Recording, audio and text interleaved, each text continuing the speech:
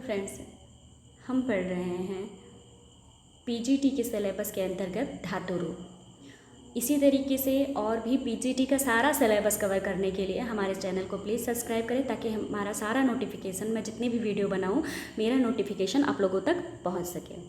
तो हम लोगों ने धातु रूप में लट लकार, लुट लकार और लिट लकार, ये 3 लकार हम लोगों ने देख लिए हैं। आज हम लिट लकार करेंगे। लिट लकार का प्रयोग परोक्ष भूतकाल के लिए करते हैं हम। जैसे उदाहरण है युधिष्ठिरो बहु, परोक्ष भूतकाल जो आज का भूतकाल नहीं हो, बहुत पहले का हो। यानी हमारे संस्कृत व्याकरण में 10 प्रकार के लकार होते हैं। ये 10 प्रकार के लकार आप वाक्य का किस काल में, किस अर्थ में प्रयोग कर रही हैं, उस अर्थ को बताने के लिए इन लकारों को विभाजित किया गया है, जिसमें वर्तमान काल के लिए लट लकार है। भूतकाल के 3 भेद हैं, एक परोक्ष भूतकाल, एक सामान्य भूतकाल, एक अनद्यतन भूतकाल। और इसी तरह भविष्यकाल के भी 3 भेद हैं, एक क्रिया के हेतु भविष्यकाल, दूसरा अनद्यतन भविष्यकाल, तीसरा सामान्य भविष्यकाल। फिर आज्ञा भी 3 तरीके से दी गई है। किसी बात को कहा भी 3 तरीके से जा सकता है। एक, हम जब अपने किसी छोटे को आज्ञा देते हैं तो उसके लिए हम लोट लकार का प्रयोग करते हैं। जब हम किसी अपने बड़ों से कहते हैं, कोई आज्ञा देते हैं, तो उन्हें हम आज्ञा तो नहीं देते, हम उन्हें आदर से कहते हैं। तो जब हम बड़ों से कहते हैं कि कृपया, सुझाव देते हैं हम किसी को मित्रवत, आपको ऐसा करना चाहिए, वैसा करना चाहिए, ये होना चाहिए, वो होना चाहिए, तो जब हम चाहिए अर्थ में प्रयोग करेंगे तो वहाँ पर हम विधि लिंग का प्रयोग करते हैं।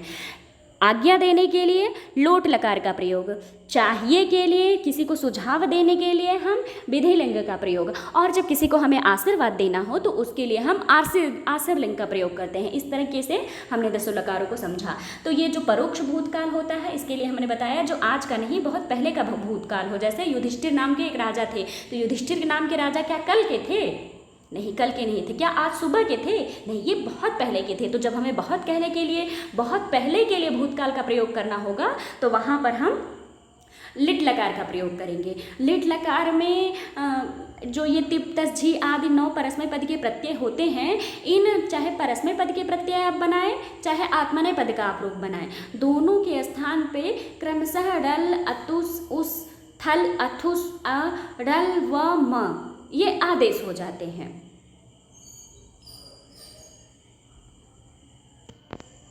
सॉरी, शायद आत्मनेय पद में ये डल अतुस होता है कि नहीं होता, कंफर्म से याद नहीं आ रहा है।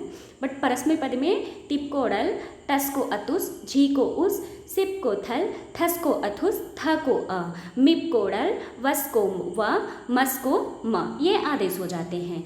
सूत्र क्या है इसका? परस्मय पदानाम डल अतुस उस, थल अथुस अ, डल व म। ठीक, ये हमारे वो हो गए। उसके बाद सूत्र में ये जो शकार में हलंत है, ये सहलंत नहीं रहेगा, श में अ जुड़ा हुआ है। तो इसका जैसे यहाँ पर देखिए, थ के स्थान पे यहाँ पर मुझे थ लिखना था और लास्ट में मैं थ लिखना भूल गई हूँ। इस सूत्र में जो अथुस लिखा हुआ है, अथुस के बाद थ रहता है, तो थ मैं यहाँ पर लिखना भूल गई हूँ। तो कृपया आप लोग अपने कॉपी में जब नोट्स बनाएं तो वहाँ पर थ लिखें, क्योंकि देखिए सिप के स्थान पे थल होता है, थस के स्थान पे अथुस होता है, और जहाँ पर थ कर रहे थे उस थ के स्थान पे अ होता है, थ के स्थान पे आ होता है। तो वो अ अगर यहाँ स में जब जुड़ जाएगा तो इस स में जो ये हम हलंत लगा दिए हैं नीचे, ये हलंत नहीं रहेगा। तो कृपया आप लोग उस पर ध्यान दे दीजिएगा। आइए हम सिद्ध करते हैं। भू धातु से हम भू धातु का रूप सिद्धि हम कर रहे हैं यहाँ पे। तो भू धातु से हम लिट प्रत्यय ले आएंगे। लिट प्रत्यय लाने के बाद किस सूत्र से हम लिट प्रत्यय ले आए हैं? परोक्ष लिट। यानी जब हमें परोक्ष भूतकाल के लिए वाक्य बनाना हो तो वहाँ पर हम लिट लकार का प्रयोग करते हैं। तो भू धातु से लिट प्रत्यय, लिट के होने के बाद इनके स्थान पर तिप, तस, झी, इस सूत्र से तिप आदेश होता था।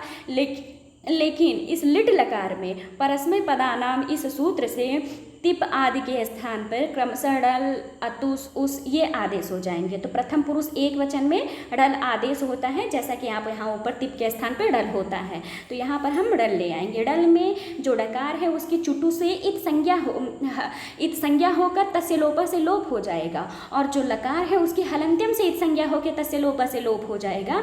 शेष अ बचता है, शेष अ बचता है। फिर उसके बाद एक सूत्र आता है हमारा, यहाँ पर देखिए ये भी मिस्टेक हो गया, मैं और लिखना भूल गई हूँ। फिर भुवो वुंग लिंग लुटो, यह सूत्र आता है। यह क्या कहता है? यह कहता है कि भू धातु को लिट परे रहते पर वुक आगम हो जाए। भू धातु को लुंग और लिट परे होने पर वुक का आगम हो जाए। तो यहाँ पर वुक का आगम हो गया। अब हमारा रूप बना है भू प्लस वुक प्लस अ। अब यहाँ देखिए जो ऊपर डल था उस ड़ में ड और ल का संज्ञा होकर अशेष बचा है, सही है। तो यहाँ पर अ है, भू प्लस वुक प्लस अ। वुक में जो ककार है वह हलंत्यम है, तो वह हलंत है। हलंत होने से उसके हलंत्यम से संज्ञा होगा, तसे लोप से लोप हो जाएगा। और वो में जो उकार है, इस उकार के उपदेशीय अजनुनासिक से संज्ञा होकर तसे लोप से लोप हो जाएगा। तो हमारा रूप बनेगा भू प्लस व प्लस अ। अब यह जो व है वह आगे जाके जुड़ जाएगा, तो भूव रूप बन जाएगा। फिर उसके बाद एक सूत्र आता है लिटिर धातु और अनभ्यासस्य। लिटिर धातु अनभ्यासस्य क्या कहता है? यह कहता है यदि लिट लकार परे हो तो जिस धातु को अभ्यास न हुआ हो, अनभ्यास्य। अनभ्यास, अभ्यास का मतलब होता है द्वित्व होना। तो ऐसे धातु जिसको द्वित्व न हुआ हो, यानी 2 बार वह धातु न आई हो, तो अनभ्यास धातु को द्वित्व हो जाए। तो यहाँ पर हमारा भू धातु को द्वित्व हो गया, द्वित्व हो जाएगा। तो द्वित्व होगा तो अपने अंगी व के साथ हो रहा है, तो भूव भूव ऐसा रूप बनेगा। भूव भूव ऐसे रूप बनने के बाद फिर अगला सूत्र आता है पूर्वो अभ्यास। पूर्वो अभ्यास क्या कहता है? फिर से लिटि धातु और अनभ्यास का एक बार देख लीजिए। लिटि धातु अनभ्यास से कहता है यदि धातु के बाद लिट लकार हो तो वहाँ पर जिस शब्द को द्वित्व न हुआ हो, ऐसे धातु के शब्द को 2 बार, मतलब उसको द्वित्व हो जाए। द्वित्व हो जाए यानी उसको 2 बार हम लिखेंगे। तो भूव, यह इसको द्वित्व नहीं हुआ था, भूव एक ही बार था, इसको हमने द्वित्व कर दिया। क्यों? क्योंकि यह लिट लकार में हम रूप बना रहे हैं और लिट लकार में धातु को द्वित्व हो जाता है। तो द्वित्व होने का फल क्या हो गया? फिर पूर्वो अभ्यास है। जिसको द्वित्व हुआ रहता है उसकी अभ्यास संज्ञा होती है। मैंने बताया ना, अभ्यास किसे कहते हैं? अभ्यास का मतलब ही होता है द्वित्व होना। तो जब ये जिसको द्वित्व हुआ है उसमें जो प्रथम धातु है पूर्वो अभ्यास है, उस पूर्व धातु को भूव भूव यहाँ पर 2 है, तो 2 भूव में जो पहला भूव है उसकी अभ्यास संज्ञा हो जाएगी। अब आपके मन में सवाल उठेगा कि अभ्यास संज्ञा क्यों हुई है? अभ्यास संज्ञा यूँ हुई है क्योंकि यहाँ पर हलादि शेषः सूत्र से आदि हल शेष रह जाएगा, बाकी का जो हल बचेगा उसका लोप हो जाएगा। भूव शब्द में 2 व्यंजन है, एक भ है, एक ब व है। तो इसमें जो पहला भूव था उस भूव की अभ्यास संज्ञा हुई। अभ्यास संज्ञा होने से भ और व इन 2 व्यंजनों में जो आदि हल है, हल के अंतर्गत कौन वर्ण आते हैं? हल के अंतर्गत सारे व्यंजन आ जाते हैं। तो जो पहला व्यंजन होगा, आदि हल होगा, उसका लोप, वही शेष बचेगा, दूसरा वाले का लोप हो जाएगा। हलादि शेष है, जो आदि हल है वह शेष रहेगा और दूसरा हल का लोप हो जाएगा। तो भूव में एक भ था, एक व था, तो वकार का लोप हो गया क्योंकि वह दूसरा था, और पहला आदि जो व्यंजन है वह भ था, तो भ शेष रह गया। फिर उसके बाद क्या हुआ? तो ह्रस्व एक सूत्र आता है, यह कहता है कि जिस धातु को आपने आदि में शेष बचाया है उसमें जो दीर्घ स्वर है उस दीर्घ स्वर को ह्रस्व हो जाए। तो भू में दीर्घ उकार है, उस दीर्घ उकार को इसने ह्रस्व कर दिया। ह्रस्व करने के बाद भवतेर अह एक सूत्र आता है, भवतेर अह। यह सूत्र कहता है कि भू धातु में जो उकार है उस उकार को अकार हो जाए। तो जहाँ यहाँ पर जो आपने दीर्घ को ह्रस्व किया था उस ह्रस्व उकार को आपने भवतेर अह सूत्र से अ कर दिया। हमारा रूप बन गया भ प्लस भूव प्लस अतुस। अब उसके बाद अभ्यास चर्चा, यह सूत्र आता क्या है कि आपने जिसकी अभ्यास संज्ञा की है, अभ्यास संज्ञा किसकी की थी? हमने भ की अभ्यास संज्ञा की थी, भूव की। तो जिसमें वकार का लोप हो गया है, भ सिर्फ बचा है, उस अभ्यास को चर आदेश हो जाए। चर आदेश हो जाए यानी चर के अंतर्गत कौन? कौन वर्ण आते हैं? प्रत्येक वर्ग के, यानी कवर्ग, पवर्ग, चवर्ग, टवर्ग, तवर्ग, इन सभी पांचों वर्गों के जो प्रथम वर्ण होता है उसे हम चर प्रत्याहार के अंतर्गत लाते हैं। तो यहाँ पर प्रथम आदेश हो जाए, तो जब प्रथम आदेश हो जाएगा तो फिर एक सूत्र आता है झलाम झस झसी। झलाम झस झस क्या कहता है कि यदि झस प्रत्याहार परे में हो तो झस प्रत्याहार यानी प्रत्येक वर्ण का चौथा वर्ण यदि परे में हो तो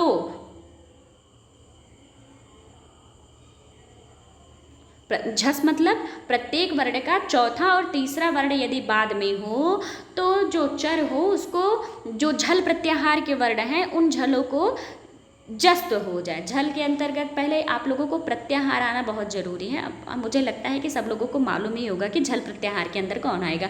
झभई में जो स्टार्टिंग झ है वहाँ से लेकर के हल, लास्ट में जो हल है वहाँ के ल तक सारे वर्ण व्यंजन लगभग आ जाते हैं। बचता कौन कौन सा है? अंतष्ट वर्ण बचता है और प्रत्येक वर्ण के पंचम वर्ण बच जाते हैं आपके, ह, य, व, र, ल, ये बच जाते हैं। हाँ तो आ जाता है क्योंकि ह में हल में जो है वो आ जाएगा। अंतस्थ वर्ण और प्रत्येक वर्ग के पंचम वर्ण को छोड़ करके बाकी के सारे व्यंजन झल प्रत्याहार के अंतर्गत आ जाते हैं। तो झलाम झस झस यह सूत्र है, यह कहता है कि झल के बाद यदि झस हो, झस अर्थात तीसरा और चौथा वर्ण हो, तो उस झल को जस्त हो जाए, जस्त होने यानी तीसरा वर्ण हो जाए। तो यहाँ जो भकार है उसके बकार को जो पकार हुआ था उस पकार को हम यहाँ पर बाद में झस प्रत्याहार का चतुर्थ वर्ण भकार होने से हम उसको जस्त कर देंगे, बभूवतु, ऐसा हमारा रूप बन जाएगा।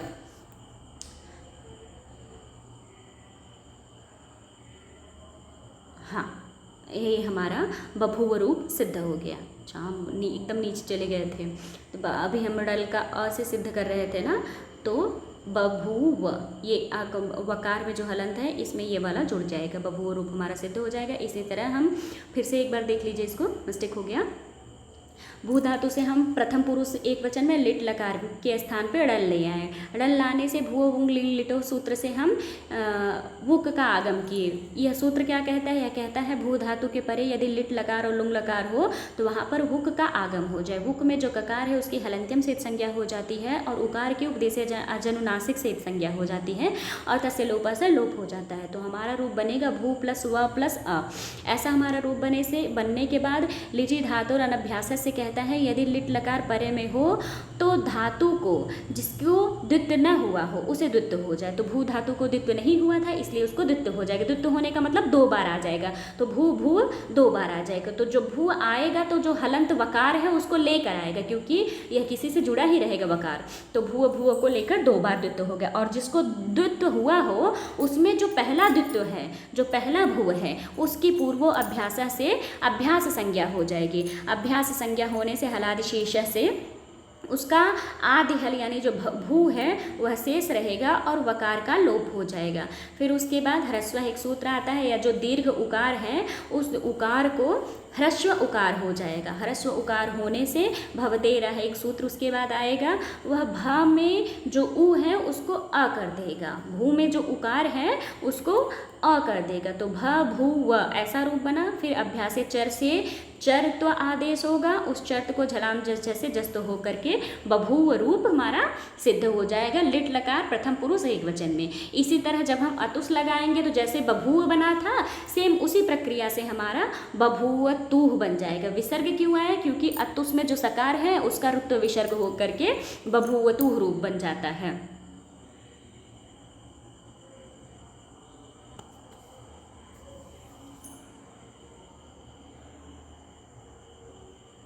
फिर लिट लकार प्रथम पुरुष बहुवचन में उस प्रत्यय आता है। उस प्रत्यय आने से बभूव, इसकी सिद्धि प्रक्रिया तो आप लोगों को पता ही है। भू धातु से हम लिट ले आएंगे, लिट लाने के बाद हम लिट के स्थान पे ड़ल ले आएंगे, ड़ल के स्थान पे उस आएगा, क्योंकि हम बहुवचन सिद्ध कर रहे हैं ना, तो बहुवचन में उस आता है झी के स्थान पे, तो झी के स्थान पे उस आदेश हो गया। फिर उसके बाद भूओ लुंग लिटो से हम वुक का आगम किए, वुक में ककार और उकार की संज्ञा कर दिए, वह शेष बचा। फिर लिटि धातु अनभ्यास से भू को द्वित्व कर दिए, भू दो बार रूप बनाए, दो रूप बनाने से पूर्व अभ्यास से पूर्व भू को अभ्यास संज्ञा कर दिए। अभ्यास संज्ञा करने का फल हुआ हलादि शेष से जो आदि हल भू है वह शेष रह गया, द्वितीय हल जो वह था उसका लोप हो गया। तो भू प्लस उस ऐसा हमारा रूप बना। फिर उसके बाद आर्धधातुक से फिर हमारा क्या हो जाएगा यहाँ पे ब भू व ऐसा रूप हमारा अभ्यास चर च से फिर झलाम को जस आदेश होकर के ब भू व ऐसा रूप बना। उसमें उस हम जोड़ देंगे तो बभूवुः ऐसा रूप सिद्ध हो जाएगा। क्या रूप बना प्रथम पुरुष? एक वचन में बभू, द्विवचन में बभूवतुः, बहुवचन में बभूवुः। इसी तरीके से हम थल प्रत्यय जोड़ेंगे। थल के स्थान में थकार की जो लकार है उसकी हलंत्यम से इत संज्ञा हो जाएगी, से लोप से उसका लोप हो जाएगा। थ इसमें शेष बचेगा। थ शेष बचेगा, हमारा रूप बनेगा भू प्लस भुक प्लस थल। क्योंकि यह लिट लकार है इसलिए भू धातु को भुक हर जगह आगम होगा। ककार और उकार की संज्ञा हो जाएगी भ भू व थल, ऐसा रूप शेष बच जाएगा। फिर इसको लिटिल धातु अभ्यास से हम अभ्यास संज्ञा करके यानी द्वित्य कर देंगे। द्वित्य करने के बाद अभ्यास संज्ञा करने से आदि हल भू शेष बचेगा, दूसरे वाले वकार का लोप हो जाएगा। तो रूप बनेगा हमारा भू प्लस थ।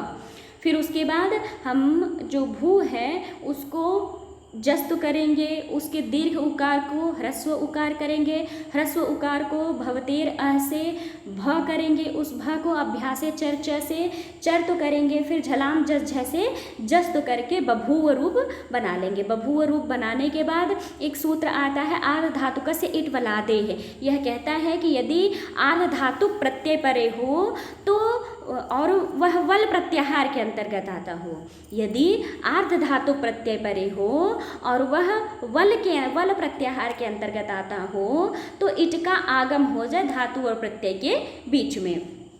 तो था जो है यह वल प्रत्याहार के अंतर्गत आता है। वल प्रत्याहार के अंतर्गत कौन कौन से वर्ण आएंगे?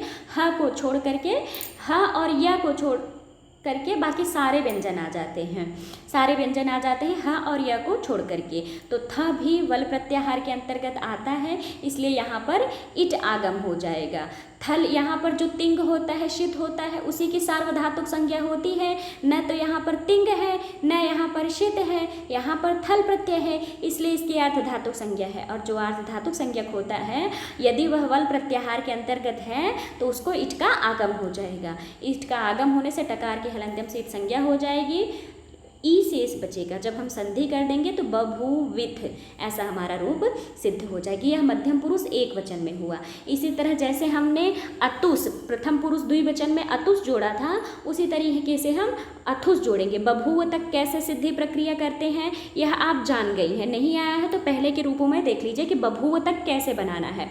जब बभूव बना लेंगी फिर उसके बाद उसमें प्रथम पुरुष मध्यम पुरुष द्विवचन में अथुस प्रत्यय जुड़ता है। अथुस में जो सकार है उसको रुत विसर्ग होकर के बभूवथुः यह रूप सिद्ध हो जाएगा मध्यम पुरुष द्विवचन में। फिर मध्यम पुरुष बहुवचन में अ जुड़ता है तो बभूव तक कैसे रूप सिद्धि करनी है यह आपको पता है। अ जो वकार में हलंत है उसको जोड़ देंगे तो बभूव यह रूप सिद्ध हो जाएगा। अब हम उत्तम पुरुष एक वचन जोड़ेंगे। उत्तम पुरुष एक वचन में क्या रूप बनता है? कौन सा प्रत्यय जुड़ता है? उत्तम पुरुष एक वचन में ड़ल व म ये प्रत्यय जुड़ते थे। उत्तम पुरुष लिट लकार में कौन कौन से? मिप के स्थान पे ड़ल, वस के स्थान पे व और मस के स्थान पे म ये प्रत्यय जुड़ते हैं। तो यहाँ पर हम उत्तम पुरुष एक वचन में ड़ल लाएंगे। ड़ल में डकार के चुटु से इत संज्ञा हो जाएगी, लकार के हलंत्यम से इत संज्ञा होकर तसे लोप हो जाएगा, अशेष बचेगा। तो हमारा बभूव जैसे पहले रूप सिद्ध हुआ था प्रथम पुरुष एक वचन में, उसी तरह उत्तम पुरुष एक वचन में भी बभूव रूप सिद्ध हो जाएगा। फिर उसके बाद उत्तम पुरुष द्विवचन में व प्रत्याहार लगता है तो वह प्रत्याहार वल प्रत्याहार के अंतर्गत आता है। आर्धधातुक संज्ञा होगी इसकी, क्योंकि यह तिंगशित नहीं है। तिंगशित न होने से इसकी आर्धधातुक संज्ञा होगी और आर्धधातुक संज्ञा होने से यदि यह वल प्रत्याहार के अंतर्गत आ रहा है तो वह वल प्रत्याहार के अंतर्गत आता है तो इसकी इट आगम हो जाएगा। इसको इट आगम होने से बभूविव ऐसा हमारा रूप बन जाएगा। जैसे बभूविव बना है मध्यम पुरुष उत्तम पुरुष द्विवचन में, उसी तरह उत्तम पुरुष बहुवचन में बभूविम रूप हमारा सिद्ध हो जाएगा। इस तरीके से हमने लिट लकार को देख लिया। फिर से एक बार सामान्यतया लिट लकार का हम रूप याद कर लेंगे। ये जो कुछ भी लिखा हुआ है, मैंने हो सकता है लिखने में थोड़ी बहुत मिस्टेक जल्दबाजी में हो गई हो, तो आप लघु सिद्धांत कौमुदी में ये सारे सूत्र दिए हुए हैं, एक बार मेरे सारे सूत्र देखिएगा और लघु सिद्धांत कौमुदी की किताब अपने सामने रखेंगी तो जो सूत्र में टाइप लिखने में तो बहुत गड़बड़ी है वो वहाँ से आप देख पाएंगी और अर्थ मुझे लगता है आपको बहुत अच्छे से समझ में आएगा। अगर नहीं समझ में आया होगा, कुछ चीज़ें छूट गई हो या मैंने अभी स्टार्ट किया है, अगर आप लोगों को कुछ लगता है कि मुझे कुछ सुधार करने की ज़रूरत हो तो कृपया कमेंट में ज़रूर लिखें, मैं उस गलती को अपने सुधारने का प्रयास करूँगी। फिर आज हम लंग लकार को भी सिद्ध करेंगे। लंग लकार जो आज का भूतकाल नहीं है, यानी जो कल का भूतकाल, जैसे मैं कल दिल्ली गई थी, मैं कल लाहौर थी, तो इस तरीके से जब हम बातें करेंगे, लाहौर मैंने इसलिए नाम लिया क्योंकि लघु सिद्धांत कौमुदी में यही एग्जाम्पल दिया हुआ है। तो इस तरीके से जब हम कल वाले जो कल का भूतकाल था उसकी बात हम करेंगे तो वहाँ पर लंग लकार का प्रयोग करेंगे। सूत्र है अनद्यतने लन, अनद्यतने लंग। अब उसके बाद हम उसका सिद्ध करेंगे रूप। भू धातु से हम लंग ले आए, किस सूत्र से? अनद्यतने लंग। फिर उसके बाद तिप्तस जी आदि सूत्र से हम तिप ले आए, भू से तिप। तिप्तस जी कहाँ आते हैं? यह लकार के स्थान पे आते हैं। जो लंग लिंग लूट में जो अंतिम वर्ण होते हैं, जैसे लंग में अंगा जो है यह हलंत है तो इसकी संज्ञा हो जाती है, ल शेष बचता है, और इन लकारों के स्थान पे तिप्तस जी आदि आदेश होते हैं।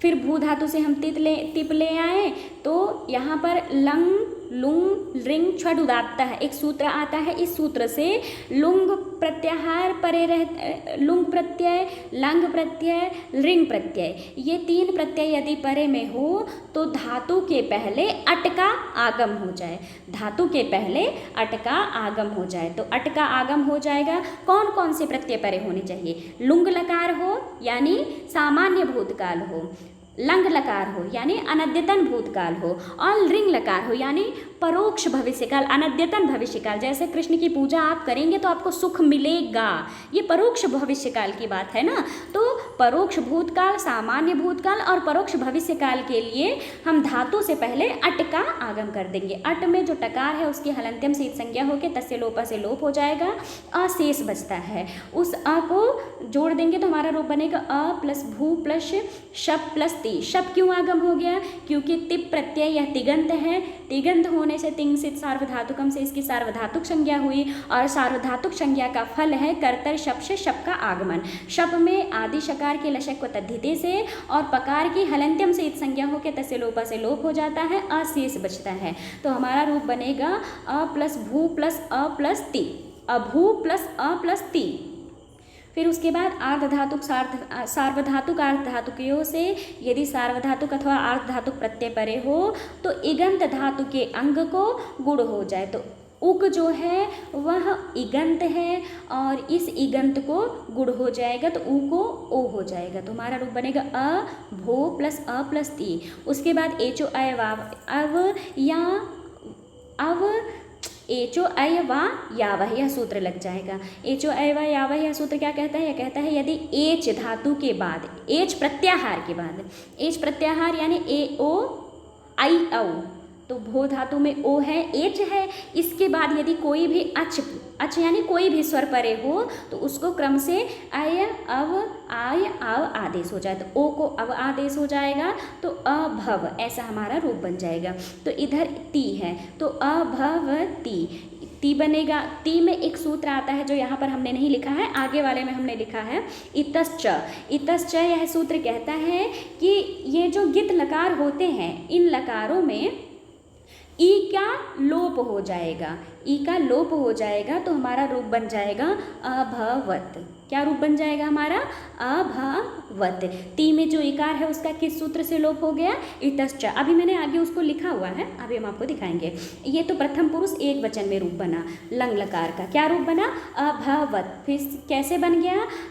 अट का आगम होता है, इसमें भू धातु को गुण हो जाता है, गुण होने से इसको अव आदेश हो जाएगा अभव, और तिप में जो ती शेष था उस ती के इकार का लोप हो जाता है तो हलंत तकार शेष बचता है, संधि कर देंगे, अभवत रूप सिद्ध हो जाएगा। अब प्रथम पुरुष द्विवचन में रूप ताम प्रत्यय लगता है, एक सूत्र आता है। वैसे तो तिप तस झी में तस प्रत्यय आना चाहिए था। तो तस के स्थान पर एक सूत्र है लोटो लंगवत। लोटो लंगवत कहता है कि जैसे लोट लकार में तस थस थ मिपाम ताम तम तह तामह ये सब आदेश हो रहे थे, उसी प्रकार लंग लकार में भी तस को ताम, थस को तम, थ को त और मिप को अम आदेश हो जाए। फिर से देख लीजिए, तस यानी प्रथम पुरुष द्विवचन को ताम आदेश होगा, मध्यम पुरुष द्विवचन को तम आदेश होगा, मध्यम पुरुष बहुवचन को ता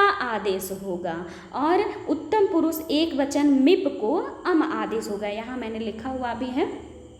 तो यह हम प्रथम पुरुष द्विवचन का रूप सिद्ध करेंगे। द्विवचन में तस प्रत्यय लगता है, तो तस को यहाँ पर देखिए,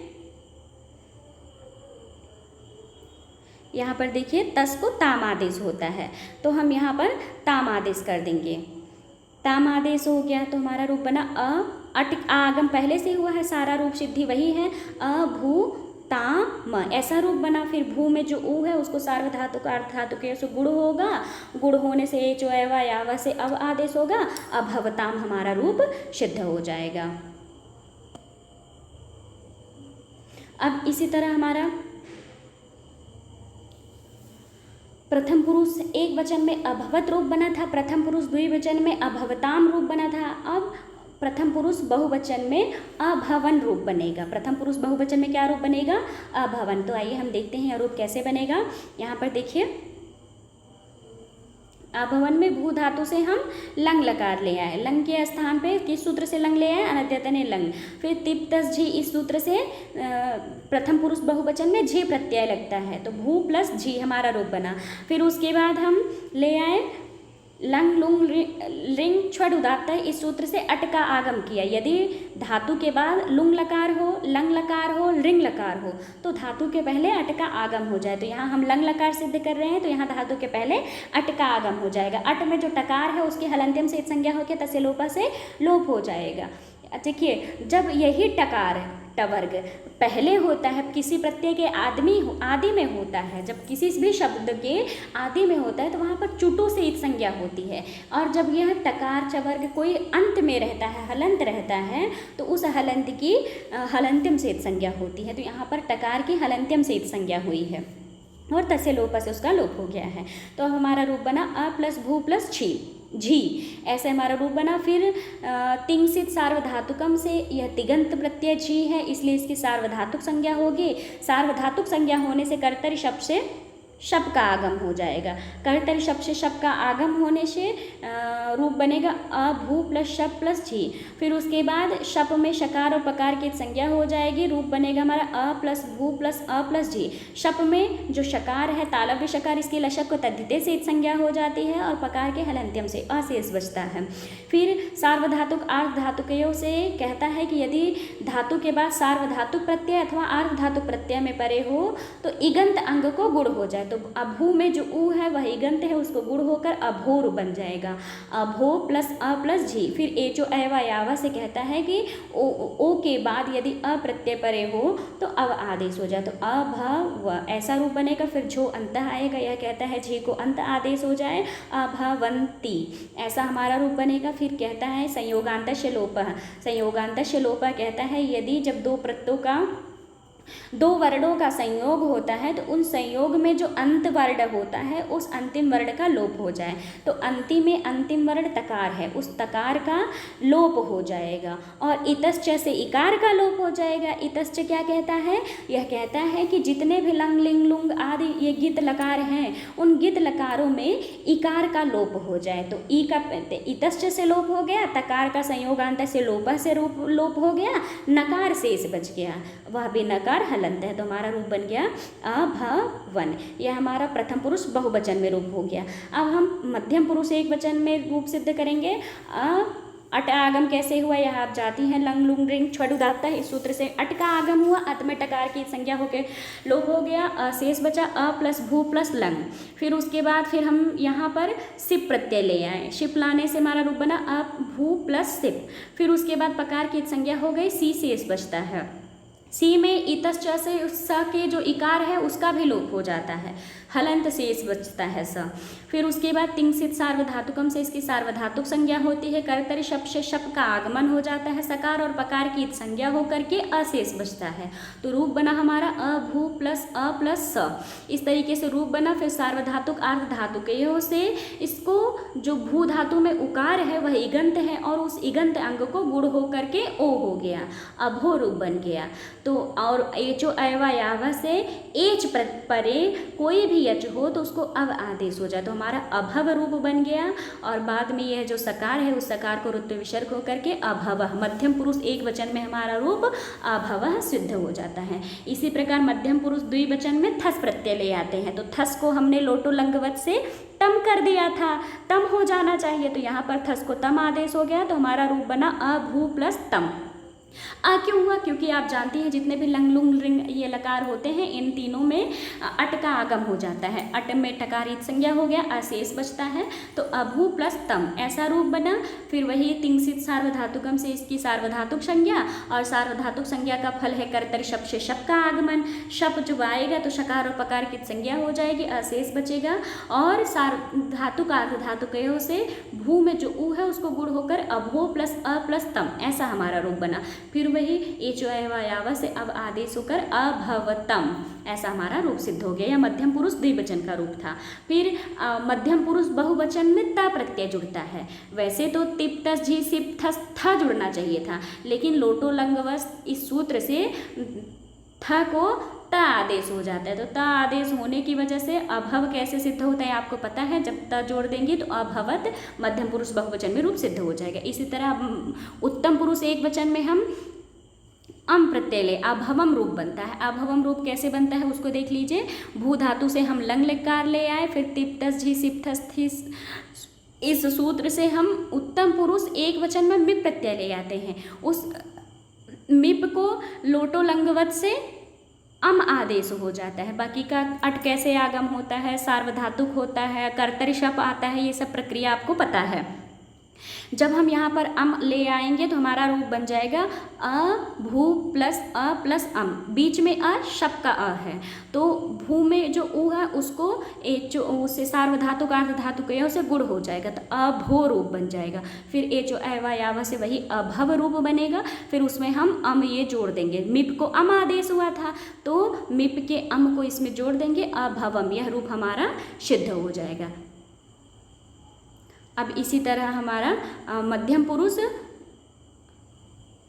द्विवचन का रूप सिद्ध करेंगे। मध्यम पुरुष द्विवचन में वस प्रत्यय जुड़ता है। वस प्रत्यय जुड़ने की वजह से अभव, अभव कैसे बनता है आपको प्रक्रिया पता है, फिर वस उसमें जोड़ देंगे, अभवस ऐसा रूप बनेगा।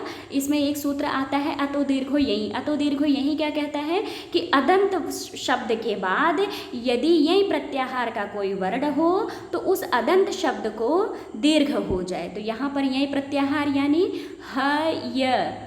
हय वरट में प्रत्येक अंतस्थ वर्ण और प्रत्येक पंचम वर्ण और झ भ इतने वर्ण आते हैं, तो वह आ जाता है यह वर्ण अंतस्थ के अंतर्गत।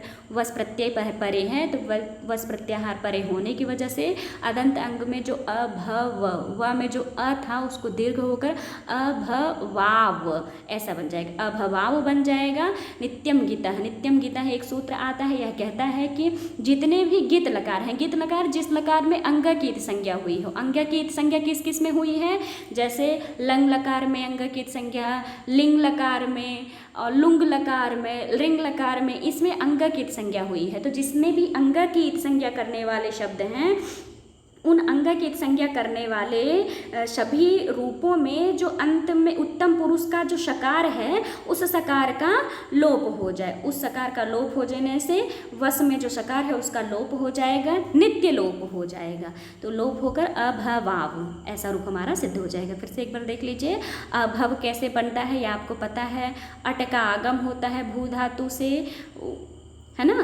भू धातु में जो ऊ है उसको गुण होता है, गुण होकर उसको अव आदेश हो जाता है तो अभव बन जाता है। अभव के बाद वस प्रत्यय जुड़ता है, वस में जो सकार है उसका नित्यम गितः से लोप हो जाता है। नित्यम गितः कहता है कि जितने भी गित लकार हैं उसके उत्तम पुरुष में आए हुए शकार का लोप हो जाए। तो उत्तम पुरुष में आया हुआ ये वस और मस में 2 सकार हैं, इन सकारों का नित्य लोप हो जाएगा। तो वह शेष बचेगा जब सकार का लोप हो जाएगा। और इधर वह है तो अतो दीर्घ यहीं से उसको आ हुआ है, अभवाव ऐसा रूप सिद्ध हो जाएगा। इसी तरह मस जुड़ने पर भी अतो दीर्घ यहीं से म प्रत्याहार भी यही प्रत्याहार के अंतर्गत आता है। म प्रत्यय भी यही प्रत्याहार के अंतर्गत आने से अतो दीर्घ यहीं से अदंत वर्ण अभव को अभवाम हो जाता है। म जोड़ देंगे उसमें, सकार का नित्यम गिता से लोप ही हो जाएगा, अभवा में रूप सिद्ध हो जाएगा। इस तरह हमने देखा हमारा क्या रूप बनता है, अभवत, अभवताम, अभवन। अभवताम क्यों होता है, क्योंकि लोटो लंगवत से तम